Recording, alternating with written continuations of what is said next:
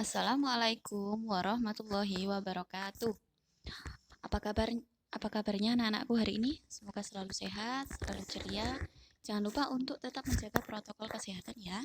Hari ini kita akan belajar tentang bencana alam untuk mata pelajaran PLH. Kita lihat, anak-anak bisa buka bukunya di bab 4 tentang bencana alam.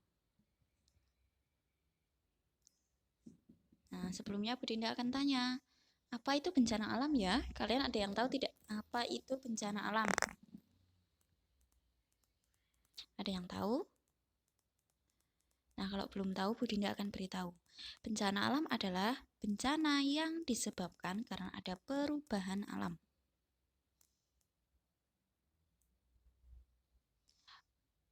Bencana alam yang terjadi itu juga menyebabkan kerugian, terutama bagi manusia. Bisa juga bencana alam ini terjadi juga merugikan makhluk hidup yang lain seperti hewan dan tumbuhan. Untuk kerugian yang disebabkan oleh bencana alam yang berdampak pada manusia, yang pertama adalah rusaknya sarana prasarana fasilitas umum, seperti misalnya jalan raya, terus ada halte bis, ada terminal, ada bandara, ada stasiun, dan lain sebagainya. Kemudian timbulnya korban jiwa. Terkadang bencana alam yang sangat besar itu menimbulkan korban jiwa yang jumlahnya tidak sedikit. Yang ketiga, menimbulkan kerugian harta benda. Kadang juga bencana alam terjadi ini mengganggu atau berdampak pada tempat tinggal masyarakat, tempat tinggal manusia. Jadi rumahnya roboh atau rumahnya hanyut terbawa banjir bandang. Dengan harta benda yang di dalam rumah itu kan sudah tidak bisa dipakai atau bahkan hilang. Lalu yang keempat ada terganggunya tata kehidupan di masyarakat. Karena seperti contohnya ketika terjadi tsunami dulu di Aceh, tata kehidupan masyarakat di sana terganggu. Orang yang biasanya mata pencahariannya nelayan, biasa ke laut untuk cari ikan, tidak bisa karena perahunya rusak, perahunya hilang.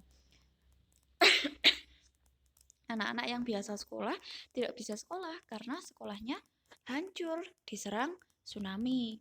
Orang-orang yang biasanya bekerja tidak bisa bekerja karena perlengkapan atau peralatan yang biasa mereka gunakan untuk bekerja hilang, terbawa tsunami atau bahkan hancur, rusak seperti itu. Jadi kehidupan masyarakat tidak bisa berjalan normal sebagaimana biasanya karena dampak dari bencana alam. Nah, faktor penyebab bencana alam itu ada 3. Yang pertama, proses geologis. Proses geologis ini adalah perubahan struktur bumi. Ini terjadinya secara alamiah. Struktur bumi itu kan berubah, sebenarnya dia tidak diam, tapi dia terus bergerak, terus berubah. Nah, perubahan ini terkadang menyebabkan adanya bencana alam. Yang kedua ada proses geomorfologis. Ini ada perubahan permukaan bumi. Jadi yang kita pijak ini berubah. Lalu ada proses klimatologis atau perubahan iklim. Seperti dari biasanya kita sebut dengan iklim pancaroba biasanya. Dari penghujan ke kemarau atau dari kemarau ke penghujan. Biasanya kan angin yang kencang, terus hujan angin, kadang badai gitu. Nah, itu salah satu penyebab bencana alam karena perubahan iklim atau proses klimatologis. Selanjutnya, kategori bencana alam itu dibagi menjadi 2. Yang pertama, bencana alam di permukaan bumi. Itu seperti tadi Bu Dinda bilang, ada di atas, ada di yang kita pijak ini, ada di atas permukaan bumi. Yang kedua, di bawah permukaan bumi. Berarti di dalam tanah. Selanjutnya, ini ada contoh gambar-gambar bencana alam yang terjadi di dunia. Pertama, kita akan lihat bencana alam yang ada di atas permukaan bumi. Ada apa saja? Yang pertama ada banjir. Banjir adalah peristiwa meningkatnya volume air sehingga menyebabkan tenggelamnya suatu daratan. Yang kedua, ada badai. Badai adalah peristiwa timbulnya gangguan pada atmosfer sehingga menimbulkan cuaca buruk. Yang ketiga, ini ada kekeringan. Kekeringan adalah peristiwa alam yang menyebabkan suatu kawasan tertentu tidak memiliki air lagi karena curah hujan yang rendah. Dikatakan kekeringan bila tidak turun hujan selama 8 bulan atau lebih. Jadi jika suatu daerah itu tidak hujan selama 8 bulan berturut-turut atau bahkan lebih, bisa dikatakan daerah tersebut terdampak bencana kekeringan, kena bencana kekeringan. Selanjutnya ada apa ini? Tanah longsor. Tanah longsor adalah bencana alam yang disebabkan karena gugur dan meluncurnya tanah serta bebatuan ke bawah. Jadi ini bisa dilihat, dia turun ke bawah gitu ya. Ini rumahnya yang di bawah kena timbunan tanah. Sebab-sebab tanah longsor adalah yang pertama miringnya permukaan tanah. Ini kita lihat dia tanahnya miring ya di sini. Bisa juga terjadi karena hujan yang berlebihan. Jadi hujan terus-menerus gitu.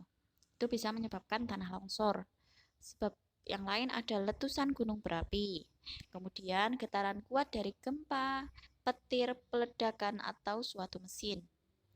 Yang terakhir karena peningkatan beban tanah yang disebabkan berkumpulnya bebatuan, sampah atau salju.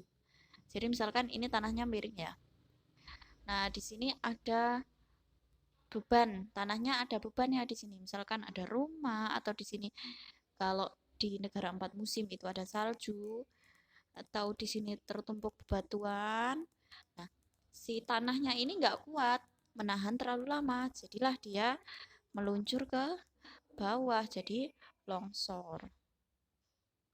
Tahu bisa juga karena hujan terus-menerus tadi di sini pohonnya kalau ada pohonnya nggak kuat menahan air atau bahkan di bukit-bukit yang sudah gundul tidak ada pohonnya, si tanah yang di sini tidak ada yang mengikat. Jadi ketika ada air ya sudah dia akan langsung turun ke bawah menyebabkan longsor.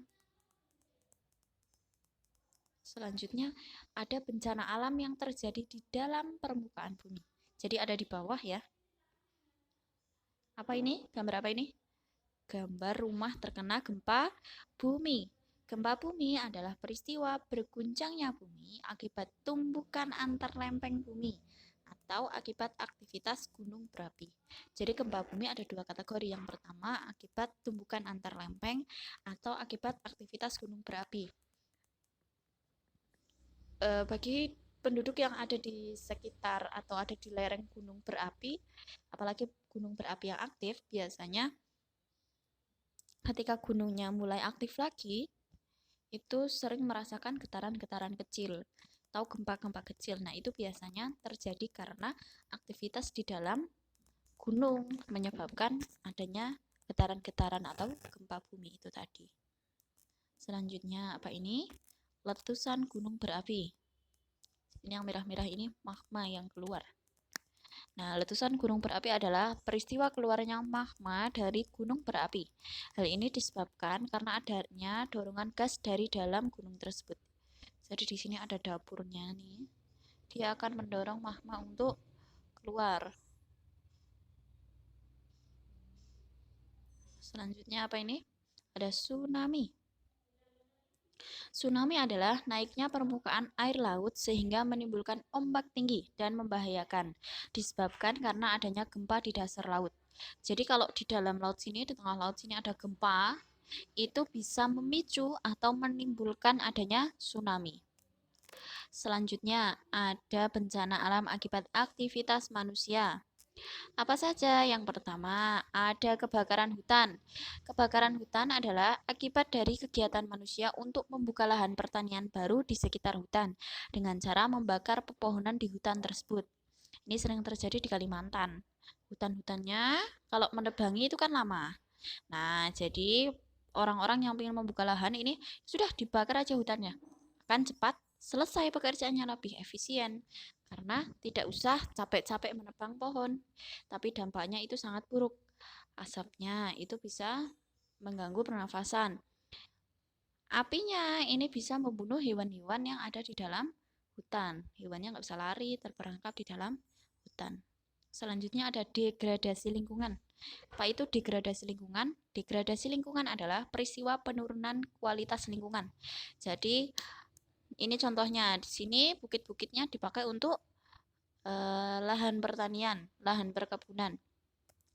Nah, karena terlalu sering dipakai, tanahnya tidak diistirahatkan, terlalu banyak pemakaian pupuk kimia, menyebabkan tanah ini tidak lagi subur. Tanahnya akan semakin berkurang kesuburannya sampai akhirnya dia bisa menjadi tidak subur lagi, tanahnya tidak bisa ditanami. Tuh. Selanjutnya ada apa ini? Ada banjir dan erosi. Terjadi karena penggundulan hutan oleh manusia. Jadi kalau banjir, tadi kayak tanah longsor itu, air hujan yang banyak tidak diikat oleh akar-akar pohon karena pohonnya sudah hutannya sudah habis dibakar oleh manusia. Jadinya ketika hujan, airnya ini akan terus saja bablas saja, tidak ada yang mengikat di dalam tanah, menyebabkan banjir. Nah, erosi itu adalah pengikisan ini, tanahnya terkikis, jadi rubuh-rubuh seperti longsor gini. Nah, ini disebut erosi. Selanjutnya ada apa ini? Ada penurunan tanah. Penurunan tanah terjadi karena aktivitas manusia saat membangun atau pengembangan wilayah tidak berwawasan lingkungan. Jadi ketika membangun rumah, membangun sarana atau fasilitas umum, membangun gedung-gedung perkantoran, tidak dilihat, tidak dianalisis keadaan lingkungannya seperti apa. Oh, dengan keadaan lingkungan seperti ini, gedungnya harus seperti apa, bangunannya harus seperti apa supaya tidak merusak lingkungan. Nah, itu tidak diperhitungkan. Jadinya tanahnya biasanya punya beban terlalu banyak, atau salah membuat pondasi itu juga bisa menyebabkan tanah di sekitar bangunan itu bisa rusak, bisa menyebabkan penurunan tanah. Penurunan tanah ini juga bisa terjadi karena air di dalam tanah itu sudah diambil terlalu banyak. Jadi ini permukaan tanah, ini ada pohon, di sini ada rumah, itu ya. Biasanya kan setiap rumah punya sumur di sini. Nah, di dalam sumur sini, di bawah sini ada air yang diambil untuk aktivitas sehari-hari. Nah, kalau pengambilan air tanah ini sudah terlalu banyak, maka bisa jadi di sini airnya habis. Airnya habis di sini maka akan terjadi kekosongan, menyebabkan tanahnya turun. Ini sudah banyak terjadi di kota-kota besar, salah satunya terjadi di Jakarta. Ada penurunan tanah karena air tanahnya sudah diambil terlalu banyak, jadi ada ruang kosong di bawah permukaan tanah gitu. Nah, sekarang sudah tahu kan jenis-jenis bencana dan faktor penyebabnya. Nanti anak-anak bisa baca lagi bukunya, dibaca lagi. Kalau masih ada yang kurang jelas seperti biasa Bu Dinda sampaikan, silakan ditanyakan melalui WhatsApp ke Bu Dinda. Insya Allah nanti Bu Dinda akan jelaskan lebih lanjut. Nah, kalau sudah selesai menyimak video ini, jangan lupa untuk meninggalkan komentar dengan menuliskan saya sudah selesai menonton video ini. Gitu, terima kasih. Sekian dari Bu Dinda. Wassalamualaikum warahmatullahi wabarakatuh.